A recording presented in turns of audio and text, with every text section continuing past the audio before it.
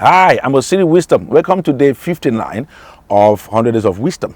Today, talking about more reasons or fundamentals of hearing the voice of God, requirements for hearing the voice of God. So we'll talk about that God, there are many voices, and that God spoke to people in the past. So God spoke to Abraham, He spoke to Adam, He spoke to Noah, He spoke to Joshua, He spoke to other people. Today, number 3 is that God wants to speak to you. God wants to speak to you. He is so committed to speaking to you. Look at what He says in Jeremiah. He even called for you to come.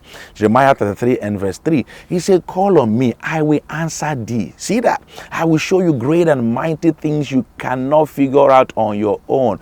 God knows your limitation, and that's why He wanted you to call on Him.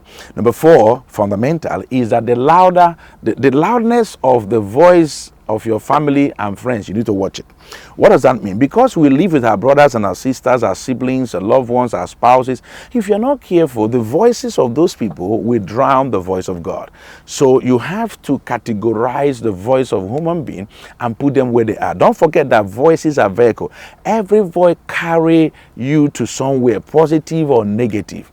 Okay, they may shout louder than the voice of God. Help them to hear God. That's what I want to do. Some people want you to hear them and not hear God. Just like happened to Adam and Eve.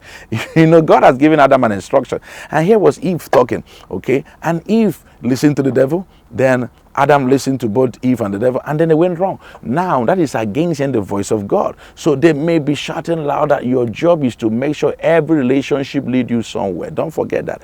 And God wants you to hear His voice. He's willing to speak to you. You have to change your mind, change your actions, change your language based on the strongest voice you are hearing. So if you want to ask me who somebody has been hearing, I'll just say, where is he getting his source of influence and decision that he's taking to move forward, to move to a particular direction? So you have to move in the direction of the dominant voice of God over your life. God is listening to you, and God wants you to hear Him, and God wants you to be directed to be guided for Him to guide you. He said, don't be deceived. Evil communication corrupts good manners. 1 Corinthians 15 and verse 33. So you have to focus on God. Ask Adam.